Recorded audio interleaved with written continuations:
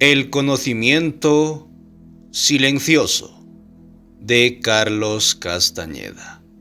Parte 8. Pues bien, sean bienvenidos. Capítulo 7. Ver al espíritu. En el cuarto centro abstracto, el descenso del espíritu. Después de terminar el almuerzo, mientras aún estábamos sentados a la mesa, don Juan anunció que los dos pasaríamos la noche en la cueva de los brujos y que debíamos ponernos en camino. Dijo que era imperativo que yo volviera a sentarme allí, en total oscuridad, para permitir que la formación rocosa y el intento de los antiguos brujos movieran mi punto de encaje. Yo iba a levantarme de la silla, pero él me detuvo y dijo que primero deseaba explicarme algo. Se desperezó y puso los pies en el asiento de la silla. Luego se reclinó en una posición más cómoda. A medida que te veo más detalladamente, dijo, me doy cuenta de lo parecido que eres a mi benefactor. Sus palabras no me cayeron nada bien. No le permití continuar. Le dije que no podía imaginar cuál era el parecido, pero si existía, lo cual era una posibilidad que no me resultaba nada tranquilizadora, le agradecería que me lo indicara, para así darme la oportunidad de corregirme. Don Juan rió hasta que le corrieron las lágrimas por las mejillas. Uno de los parecidos es que cuando actúas muy bien, indicó. Pero cuando piensas siempre te trabas. Así era mi benefactor. No pensaba muy bien. Estaba a punto de defenderme, de decirle que yo sí pensaba muy bien, cuando noté un destello en sus ojos. Me interrumpí en seco. Don Juan, al notar mi cambio de actitud, rió con una nota de sorpresa. Parecía haber estado esperando la reacción opuesta. Lo que quiero decir es que, por ejemplo, a ti solo te cuesta comprender el espíritu cuando piensas. Prosiguió con una sonrisa burlona. Cuando actúas, en cambio, el espíritu se te revela con facilidad. Así era mi benefactor. Antes de que salgamos para la cueva, voy a contarte la historia de mi benefactor y el cuarto centro abstracto, el descenso del espíritu. Los brujos creen que hasta el momento mismo en que desciende el espíritu, cualquier brujo puede dejar la brujería, puede alejarse del espíritu, pero ya no después. Don Juan me instó, con un movimiento de cejas, a reflexionar sobre lo que me estaba diciendo. El cuarto centro abstracto es el golpe brutal del descenso del espíritu, prosiguió. El cuarto centro abstracto es un acto de revelación. El espíritu se nos revela. Los brujos dicen que el espíritu nos espera emboscado y luego desciende sobre nosotros, su presa. Dicen que los brujos que ese descenso casi siempre viene velado. Sucede, pero parece no haber sucedido en absoluto. Me puse muy nervioso.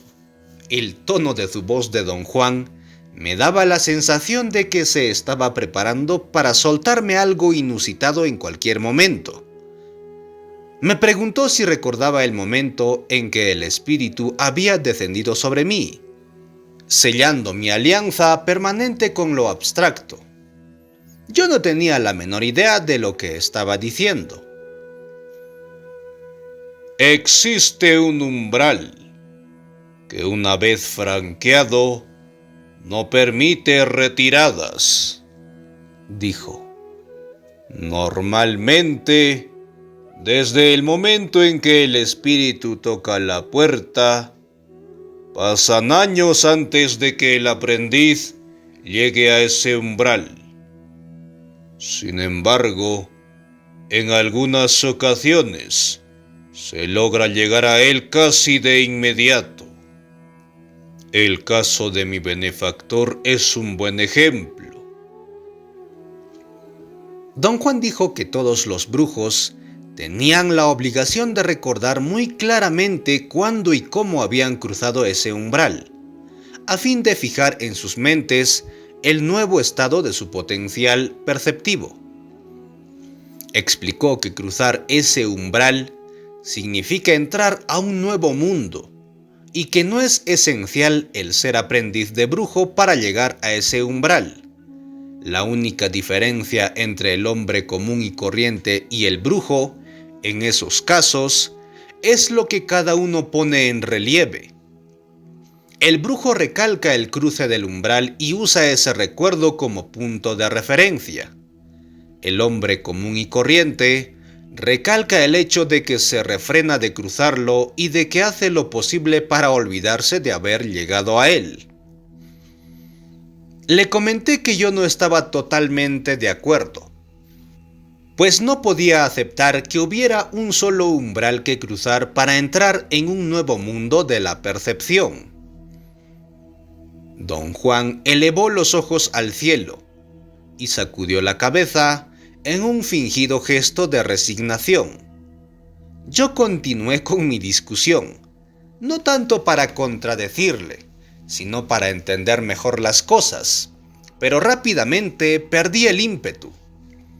De pronto, tuve la sensación de estar deslizándome por un túnel. Dicen los brujos que el cuarto centro abstracto nos acontece cuando el espíritu corta las cadenas que nos atan a nuestro reflejo, continuó. Cortar nuestras cadenas es algo maravilloso, pero también algo muy fastidioso, porque nadie quiere ser libre.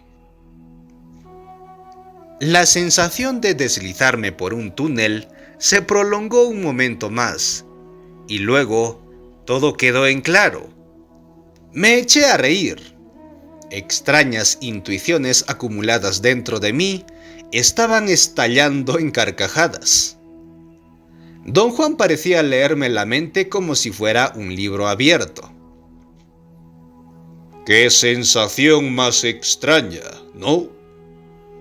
El darse cuenta de que todo cuanto pensamos, todo cuanto decimos, depende de la posición del punto de encaje, comentó.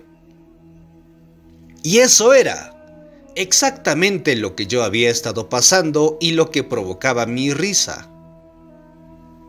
Sé que en este momento tu punto de encaje se ha movido, prosiguió, y que has comprendido el secreto de nuestras cadenas.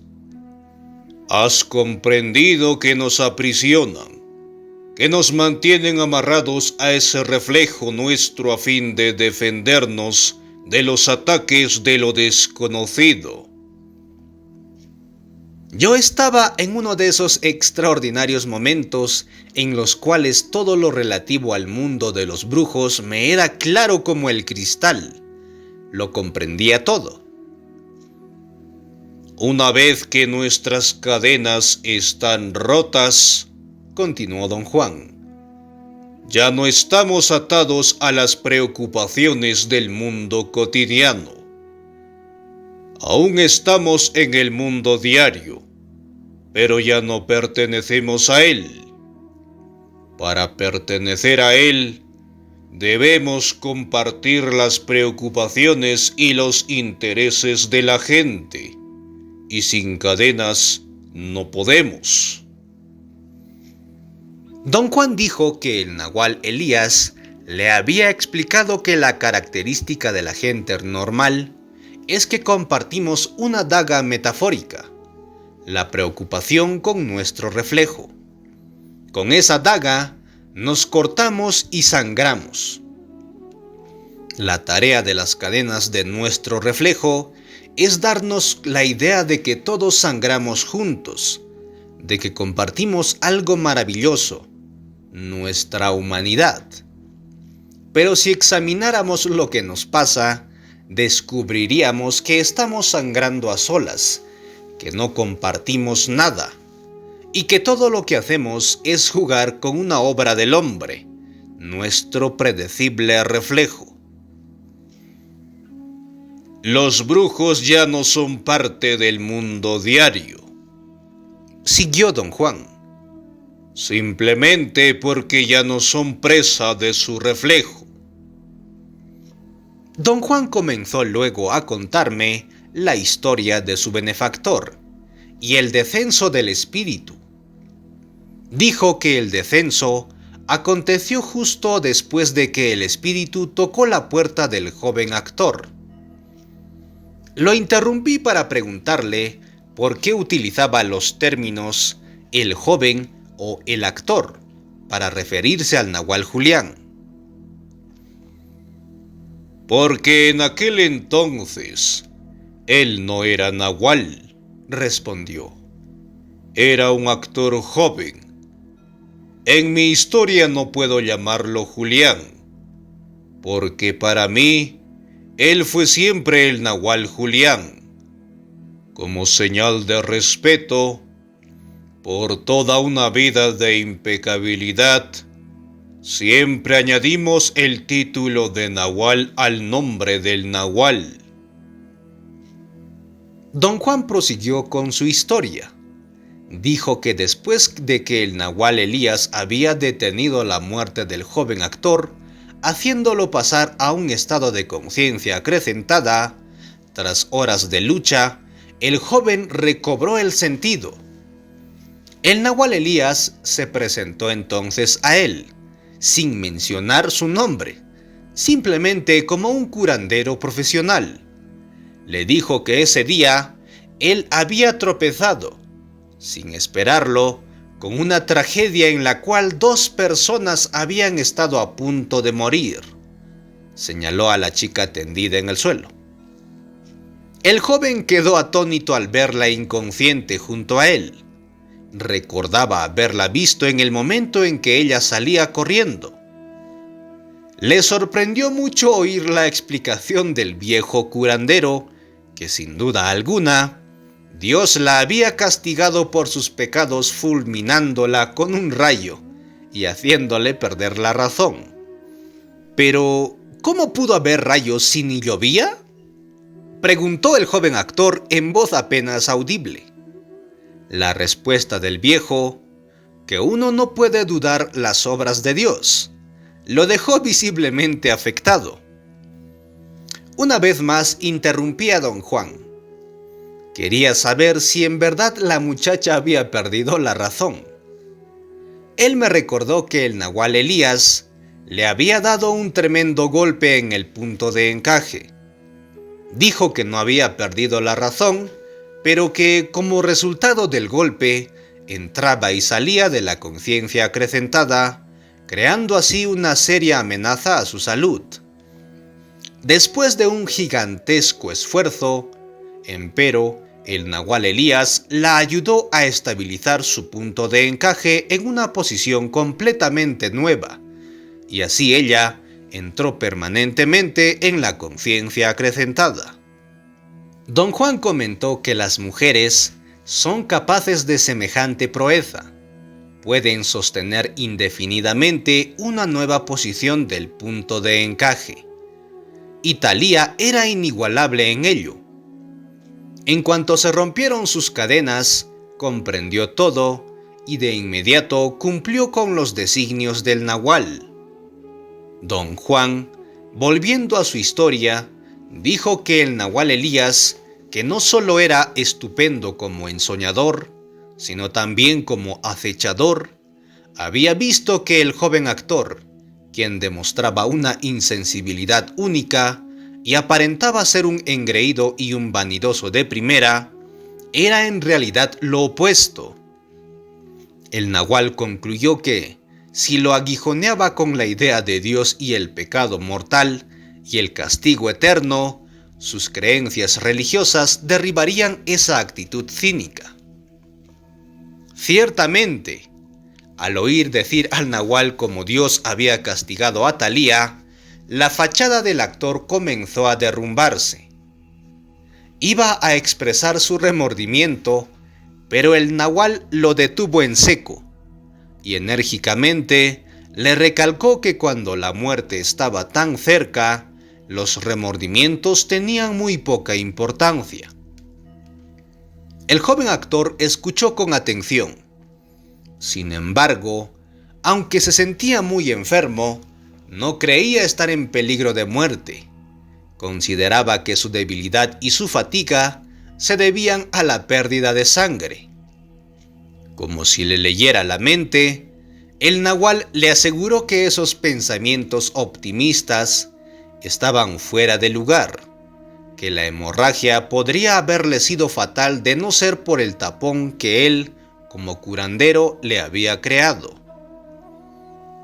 Cuando te golpeé en la espalda, te puse un tapón para evitar que se vaciara tu fuerza vital, le dijo al escéptico joven. Sin ese freno, el inevitable proceso de tu muerte continuaría sin parar. Si no me crees, te lo demostraré quitando el tapón con otro golpe. Diciendo esto, el nahual Elías golpeó al joven actor en el costado derecho, junto a las costillas. Un momento después, el muchacho se contorsionaba con una tos incontrolable. La sangre le brotaba a bocanadas de la garganta. Otro golpe en la espalda alivió el insoportable dolor que el joven sentía, pero no alivió su miedo. Por el momento, puedo controlar tu muerte. El nahual le explicó cuando el actor hubo recobrado el sentido. Por cuánto tiempo puedo controlarla es algo que depende de ti, de la fidelidad con que hagas cuanto yo te ordene. El nahual dijo que el primer requisito era guardar un absoluto silencio e inmovilidad. Si no quería que se saliera el tapón, tendría que comportarse como si hubiera perdido completamente la facultad del movimiento y la del habla. Una sola torsión o un solo suspiro bastarían para reanimar su muerte. El joven actor, que no estaba habituado a consentir que nadie le sugiriera o le exigiera nada, sintió un arrebato de furia. Al instante en que iba a expresar su enojo, el dolor y las convulsiones se renovaron. Si te controlas, yo te curaré, prometió el nahual. Si actúas como el imbécil que eres, podrido por dentro, morirás. El orgulloso jovenzuelo se quedó pasmado por este insulto. Nadie lo había tratado nunca de imbécil o de podrido. Quiso expresar su indignación, pero su dolor era tan fuerte que no pudo reaccionar. Si quieres que alivie tu dolor, tendrás que obedecerme ciegamente, dijo el nahual con espantosa frialdad. Respóndeme con una señal de cabeza, pero sábelo, de una vez por todas, si cambias de idea y actúas como el desvergonzado, retardado mental que eres, te quitaré inmediatamente el tapón y te dejaré morir. Con sus últimas fuerzas, el actor asintió con un movimiento de cabeza. El nahual le dio una palmada en la espalda y el dolor desapareció. Pero juntamente con el quemante dolor, desapareció otra cosa, la niebla que le llenaba la mente. Entonces el joven supo sin entender nada. El nahual volvió a presentarse. Le dijo que se llamaba Elías y que era el nahual, y el actor supo lo que todo aquello significaba. El nahual Elías volvió su atención a la semiconsciente Thalía. Le acercó la boca al oído izquierdo y le susurró una serie de órdenes para que detuviera el errático movimiento de su punto de encaje. Apaciguó sus temores contándole en susurros historias de brujos que habían pasado por la misma situación. Cuando la tuvo bastante tranquila, se presentó a ella como lo que en realidad era, un brujo y un nahual, y le advirtió que iba a tratar de hacer con ella la tarea más difícil de la brujería: moverle el punto de encaje más allá de la esfera del mundo que conocemos. Don Juan dijo que los brujos con mucha experiencia son capaces de mover su punto de encaje a una posición más allá de aquella que nos permite percibir el mundo que conocemos, pero que sería una tragedia para las personas inexpertas el probar hacerlo. El nahual Elías siempre sostuvo que, de ordinario, no se le habría ocurrido ni soñar con semejante hazaña, pero ese día algo que no era su conocimiento o su voluntad lo obligaba a actuar. La maniobra dio resultado. Thalía movió su punto de encaje más allá del mundo que conocemos y regresó a salvo. El nahual Elías tuvo luego otra intuición. Se sentó entre las dos personas tendidas en el suelo. El actor estaba desnudo, cubierto solo por la chaqueta del nahual, y revisó la situación con ellos. Les dijo que ambos, por la fuerza de las circunstancias, habían caído en una trampa tendida por el espíritu mismo. Él, el nahual, era la parte activa de esa trampa, porque al encontrarlos en esas condiciones, se había visto obligado a convertirse momentáneamente en su protector y a emplear sus conocimientos de brujería para ayudarlos. Como su protector, su deber era advertirles que estaban a punto de llegar a un umbral único y que a ellos les correspondía, juntos e individualmente, llegar a ese umbral y pasarlo. Para llegar a él, tenían que mantener una actitud de preocupación pero sin obsesiones. No quiso decir más por miedo a confundirlos o influir en su decisión. Creía que si ellos iban a cruzar ese umbral, lo tenían que hacer con un mínimo de ayuda suya. El nahual los dejó solos en ese lugar y se fue a la ciudad a conseguir hierbas medicinales, petates y frazadas. Su idea era que, en la soledad, los dos jóvenes alcanzarían y franquearían ese umbral. Por largo tiempo tendidos los dos permanecieron, el uno junto al otro, inmersos en sus propios pensamientos. El hecho de que sus puntos de encaje se hubieran movido significaba que podían pensar con más profundidad que de costumbre, pero también significaba que podían preocuparse, reflexionar y tener miedo de un modo igualmente más profundo. Puesto que Thalía podía hablar y estaba algo más fuerte, rompió el silencio, preguntando al joven actor si tenía miedo. Él hizo un gesto afirmativo, y la muchacha sintió tal compasión por él que le apretó la mano entre las suyas, y le cubrió los hombros con el chal que llevaba puesto. El joven no se atrevía a expresar una palabra. Temía, sin medida, a que le volviera el dolor y la hemorragia si hablaba. Hubiera querido disculparse, decirle que su gran arrepentimiento era haberle hecho daño, que no le importaba morir y que estaba seguro de que ese era su último día. Los pensamientos de Thalía rotaban alrededor del mismo tema. Le dijo al joven que ella tenía un solo pesar, el de haber forcejeado al punto de provocar su muerte. Ahora la inundaba una sensación de paz que le era totalmente desconocida, puesto que había siempre vivido agitada e impulsada por su tremenda energía. Le dijo que para ella estaba muy cercana la muerte y que se alegraba de que todo iba a terminar ese mismo día.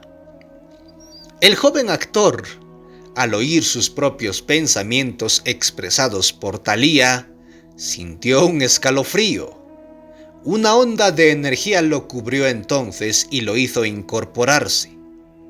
No sufrió dolor alguno ni le dio tos. Aspiró grandes bocanadas de aire, cosa que no recordaba haber hecho nunca. Tomó a Thalía de la mano y ambos comenzaron a conversar sin decir palabra. Don Juan dijo que fue en ese instante cuando se les presentó el espíritu, y vieron, dado que eran profundamente católicos, lo que vieron fue una visión del cielo, donde todo tenía vida y estaba bañado en luz. Vieron un mundo de aspectos milagrosos. Cuando el nahual regresó, los jóvenes estaban agotados. Thalía estaba inconsciente.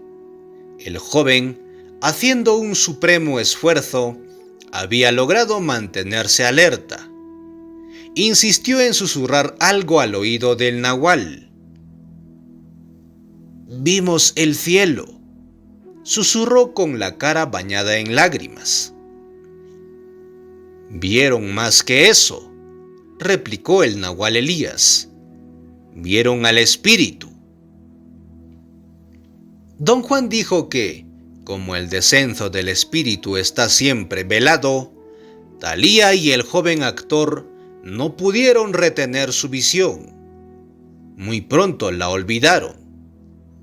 Lo inigualable de su experiencia fue que sin adiestramiento alguno y sin saber lo que estaban haciendo, habían ensoñado juntos y habían visto al espíritu.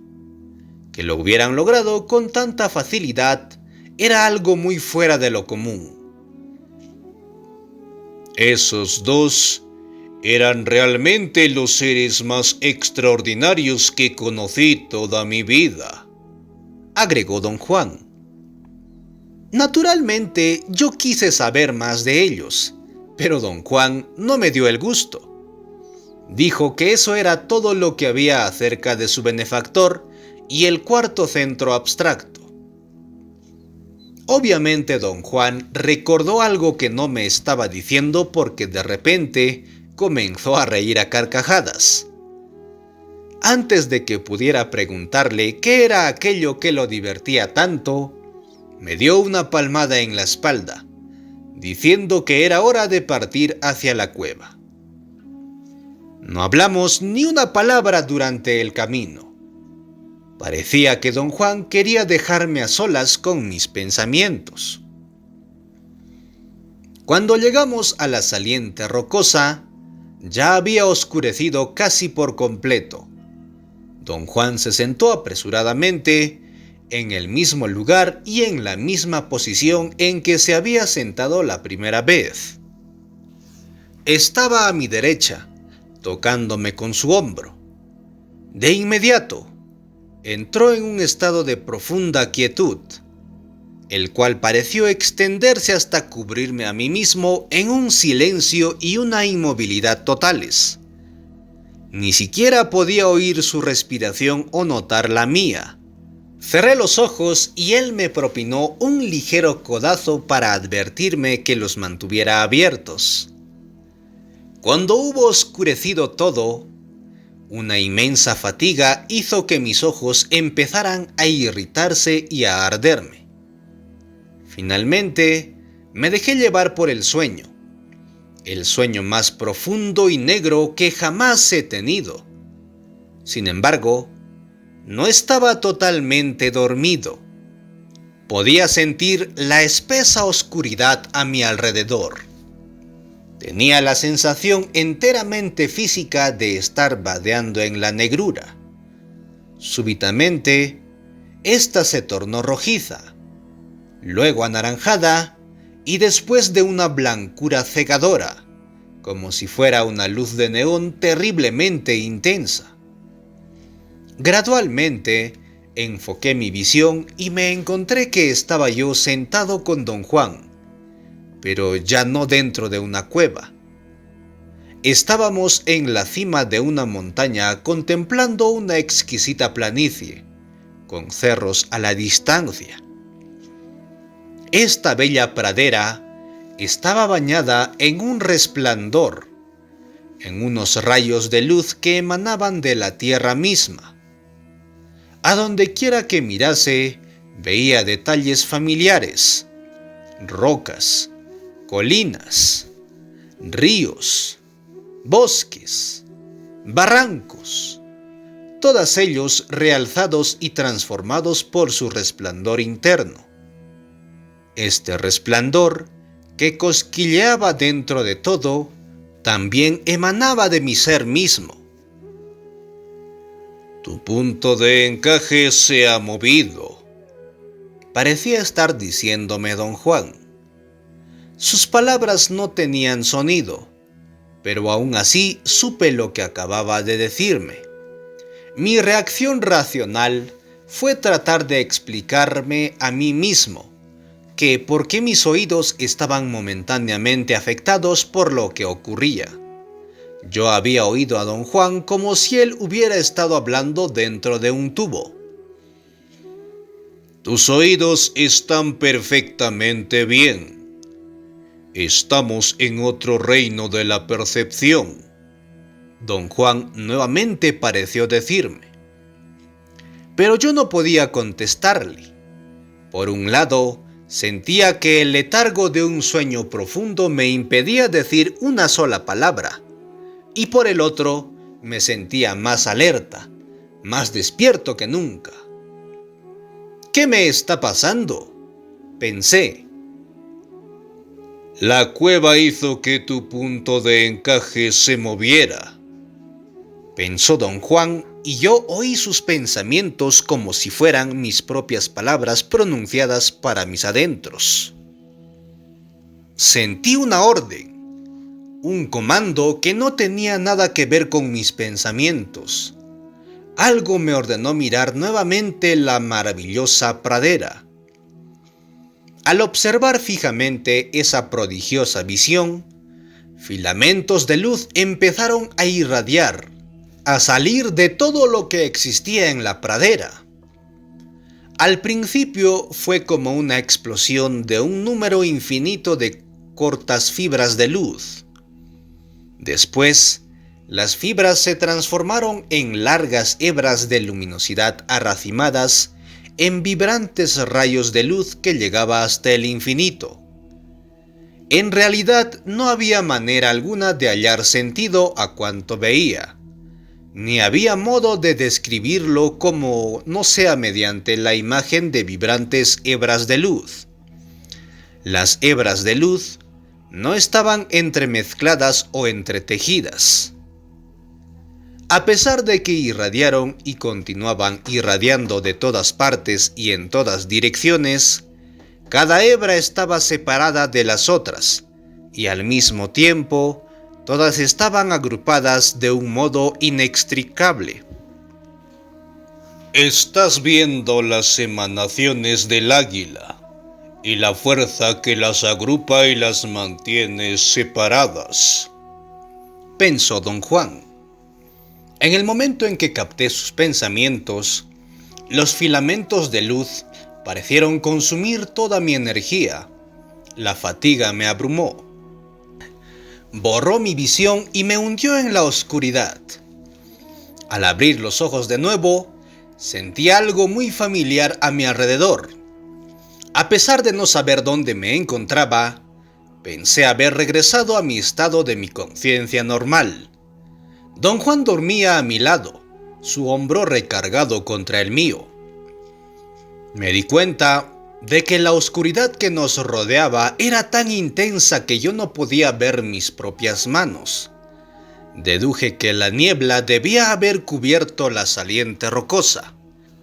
O tal vez estábamos cubiertos por las nubes bajas que descendían en las noches nubladas desde las altas montañas como silenciosa avalancha. Pero aún en esta total negrura, vi como don Juan abrió los ojos tan pronto como yo abrí los míos, aunque no me miraba. En ese instante, comprendí que el verlo no era el resultado de la luz que afectaba mi retina, sino una sensación corporal.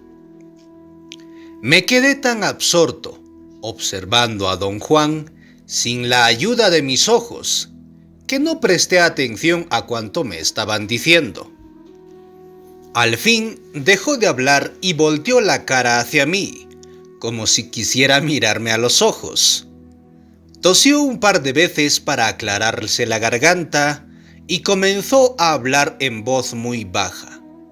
Dijo que su benefactor acostumbraba ir a la cueva con él y con sus otros discípulos muy a menudo, pero más a menudo iba solo. En esa cueva fue donde su benefactor vio la misma pradera que acabamos de ver. Esa visión le dio la idea de describir al espíritu como el flujo de las cosas. Don Juan reiteró que su benefactor no pensaba muy bien. De otro modo, se hubiera dado cuenta en un instante lo que él había visto y creía ser el flujo de cosas, era el intento, la fuerza que impregna todo. Don Juan agregó que si su benefactor llegó a entender la naturaleza de su visión, nunca lo reveló. Personalmente, don Juan creía que su benefactor nunca lo supo. Creyó simplemente haber visto el flujo de las cosas, lo cual era la absoluta verdad, pero no en el sentido que él le daba. Don Juan puso tanto énfasis en esto que quise preguntarle la razón de ello, pero no pude hablar. Mi garganta parecía estar congelada. Don Juan no dijo nada más. Nos sentamos en silencio e inmovilidad completos durante horas. Con todo y eso, no experimenté ninguna incomodidad. Mis músculos no se cansaron, mis piernas no se adormecieron, la espalda no me dolió. Cuando don Juan volvió a hablar, ni siquiera noté la transición y me abandoné rápidamente al sonido de su voz. Era un sonido melodioso y rítmico que provenía de la negrura que me rodeaba. Dijo que en ese momento yo no me encontraba ni en mi estado normal de conciencia, ni en la conciencia acrecentada, sino suspendido en un intervalo, suspendido en la negrura de la no percepción. Mi punto de encaje se había alejado del sitio donde ocurre la percepción del mundo cotidiano, pero no había alcanzado el sitio que lo haría iluminar un haz nuevo de campos de energía. Dicho con propiedad, mi punto de encaje estaba atrapado entre dos mundos, entre dos posibilidades perceptuales. Ese estado intermedio, ese intervalo de la percepción, había sido alcanzado gracias a la influencia de la misma cueva, una influencia guiada por el intento de los brujos que la esculpieron. Don Juan me pidió prestar mucha atención a lo que iba a decir. Dijo que hacía miles de años, por medio de su capacidad de ver, los brujos descubrieron que la Tierra es un ser vivo y consciente, cuya conciencia puede afectar la conciencia de los seres humanos. Al buscar los medios adecuados para utilizar la influencia de la Tierra sobre la conciencia humana, encontraron que ciertas cuevas eran bastante efectivas. Don Juan dijo que la búsqueda de cuevas se transformó para esos brujos en una tarea que requería la totalidad de sus esfuerzos y que a través de ellos fueron capaces de descubrir una variedad de usos para los diferentes tipos de cuevas que encontraron. Añadió que de todo aquel trabajo, lo único que interesaba a los brujos modernos era esa cueva en particular y su capacidad de mover el punto de encaje hasta hacerlo llegar a un intervalo de la percepción. Mientras don Juan hablaba, sentí la inquietante sensación de que mi mente se aclaraba. Era como si algo estuviera dirigiendo mi conciencia de ser a convergir en un largo y estrecho túnel, donde se expulsaba todos los pensamientos y sentimientos incompletos de mi conciencia normal. Don Juan parecía saber exactamente lo que me estaba sucediendo.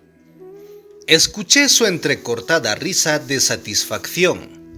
Anunció súbitamente que ahora podíamos hablar con más soltura y que nuestra conversación sería más profunda.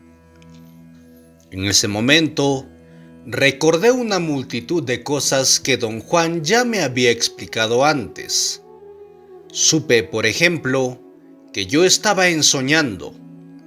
En realidad estaba profundamente dormido, pero perfectamente consciente de mí mismo gracias a mi segunda atención, la contraparte de mi atención normal.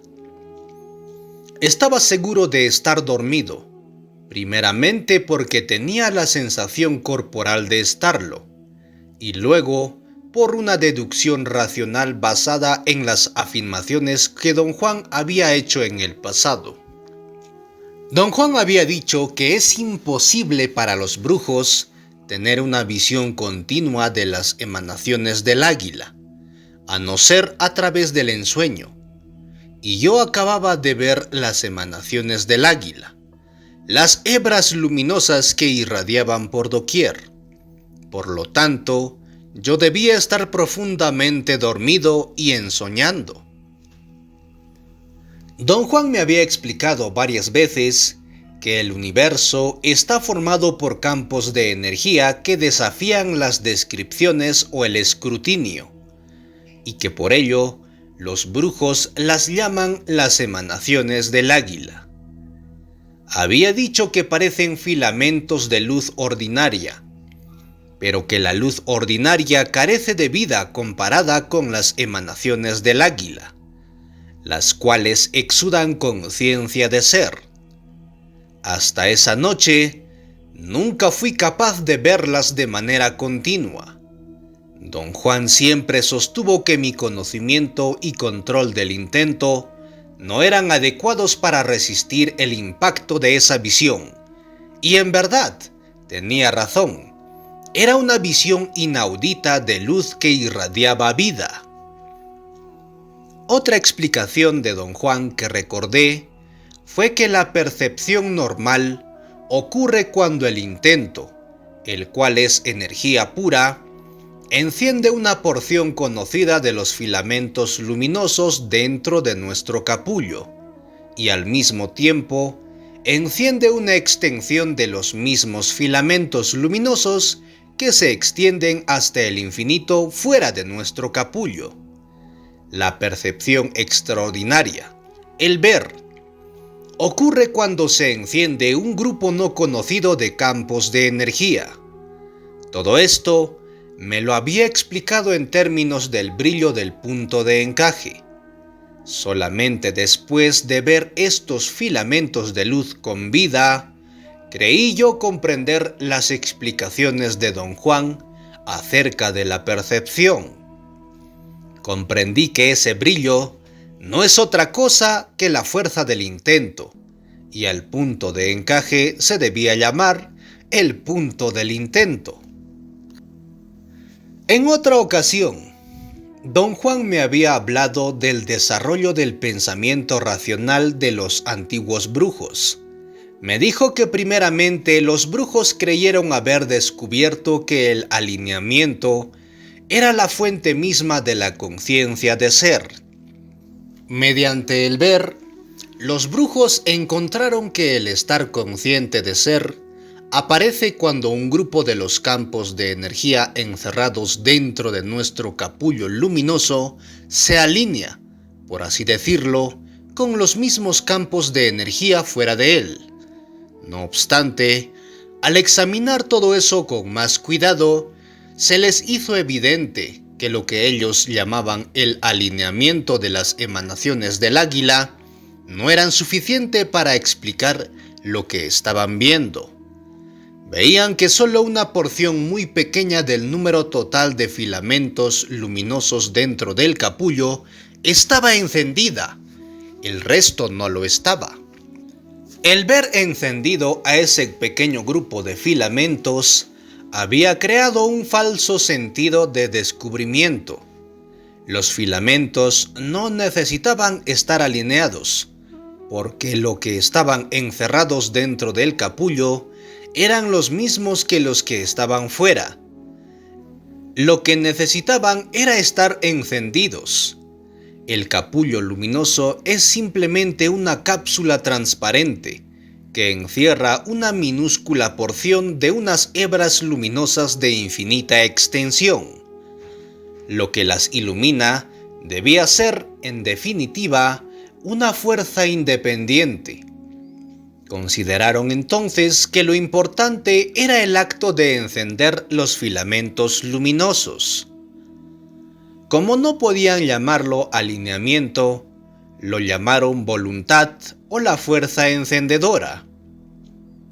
Al volverse a su vez todavía más sofisticado y eficaz, los brujos se dieron cuenta de que lo que llamaban la voluntad no es solamente la fuerza que es responsable de nuestra conciencia de ser, sino también de todo cuanto existe en el universo. Vieron que es una fuerza que posee conciencia total y que surge de los propios campos de energía que componen el universo. Decidieron entonces que era preferible llamarlo intento, en vez de voluntad.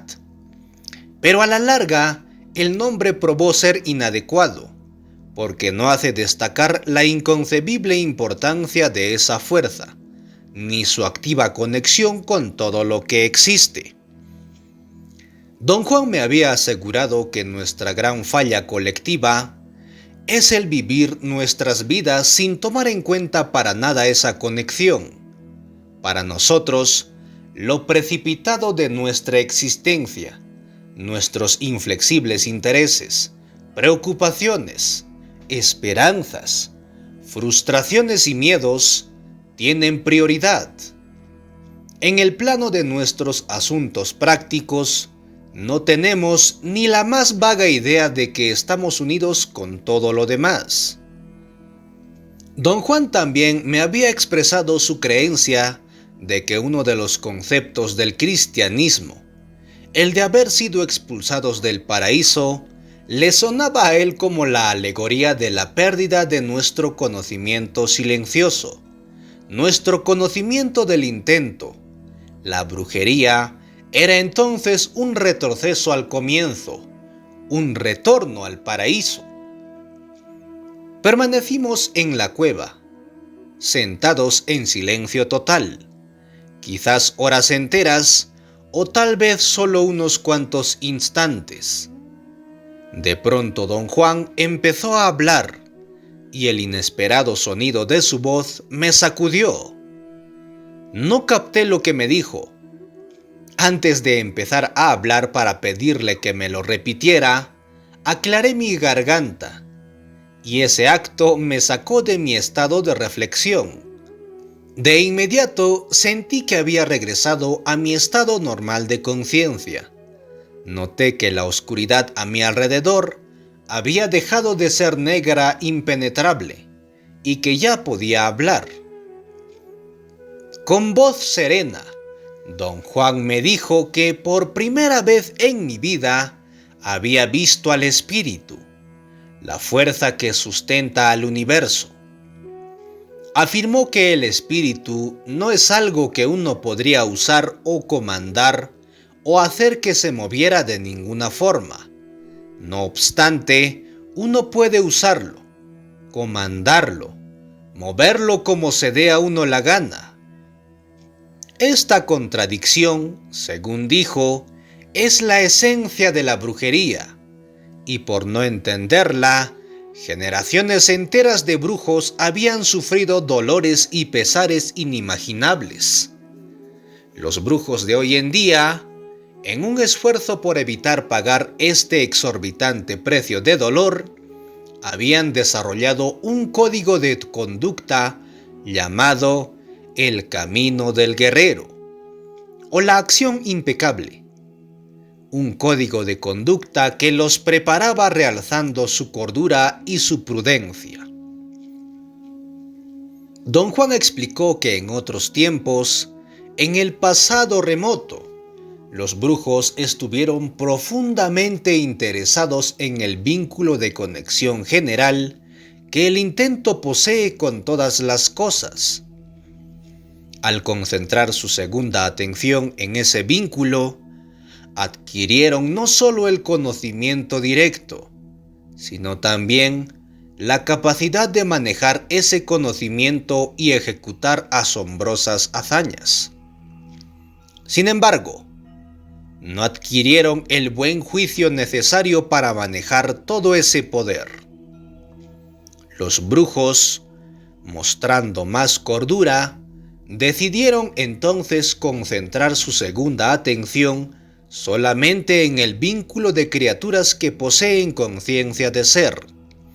Estas incluyeron la gama entera de los seres orgánicos existentes, así como la gama total de los que los brujos llaman seres inorgánicos o aliados, a los que describen como entes que poseen conciencia de ser, pero no vida, por lo menos de la manera en que nosotros entendemos la vida. Esta solución tampoco tuvo éxito, porque una vez más no les trajo ni sabiduría ni buen juicio. En su siguiente reducción, los brujos concentraron su segunda atención solo en el vínculo que conecta a los seres humanos con el intento. El resultado final fue muy parecido a los anteriores. Los brujos sensatos buscaron una reducción final. Cada brujo debía preocuparse solamente por su conexión individual, pero esto resultó ser igualmente inútil. Don Juan dijo que a pesar de existir una gran diferencia entre estas 4 áreas de interés, todas ellas eran igual de peligrosas. Así pues, al final los brujos acabaron por enfocar solo la capacidad que posee cada vínculo de conexión con el intento para moverse más allá de todo lo concebible y permitir así la percepción de mundos inimaginables. Todo lo demás, pertinente al movimiento del punto de encaje, lo echaron al lado. Aseguró que todos los brujos modernos debían luchar con ferocidad inigualada para lograr el buen juicio.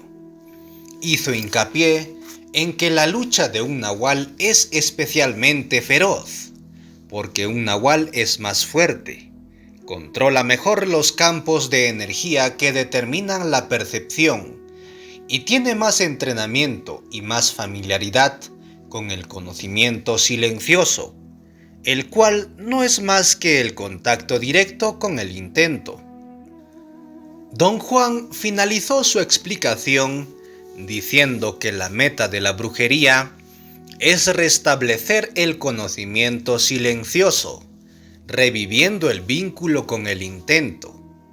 Particularmente, llegar a controlarlo pero sin sucumbir a él. Los centros abstractos de las historias de brujería son, por lo tanto, diferentes matices del conocimiento silencioso, diferentes grados de nuestra capacidad de estar conscientes del intento. Comprendí las explicaciones de don Juan con tremenda claridad. Pero mientras mejor la entendía y mientras más claras se me hacían sus palabras, mayor era mi desconsuelo y mi desesperación. En cierto momento, consideré con sinceridad poner fin a mi vida ahí mismo. Sentía que mi existencia era una maldición. Casi al borde de las lágrimas, le dije a don Juan que no tenía caso seguir con sus explicaciones, porque en cualquier momento yo perdería mi claridad mental, no tendría ninguna noción de haber visto o escuchado nada. Mi conciencia mundana impondría sus hábitos repetitivos de toda la vida, y sobre todo impondría la razonable previsibilidad de su lógica. Para mí, eso era una maldición. Le dije que me daba asco mi destino. Don Juan se empezó a reír. Entre carcajadas, comentó que aún en el estado de conciencia acrecentada, yo era un baboso a quien le encantaba la repetición y que periódicamente yo insistía en aburrirlo con mis estallidos de importancia personal. Dijo que si tenía que sucumbir, debía hacerlo luchando, no pidiendo perdón y sintiéndome inútil, y que no importaba a un comino lo que fuera nuestro destino, siempre que lo enfrentáramos con un abandono total. Sus palabras me hicieron sentir dichoso y feliz. Le repetí una y otra vez que yo estaba profundamente de acuerdo con él. Sentía yo tal felicidad que sospeché que mis nervios empezaban a fallarme. Las lágrimas me corrían por las mejillas. Apelé a todas mis fuerzas para detener esa sensación y sentí el tranquilizador efecto de mis frenos mentales. Pero al ocurrir esto, mi claridad de mente comenzó a opacarse. Luché en silencio, tratando de estar menos controlado y menos nervioso. Don Juan no hizo ningún ruido.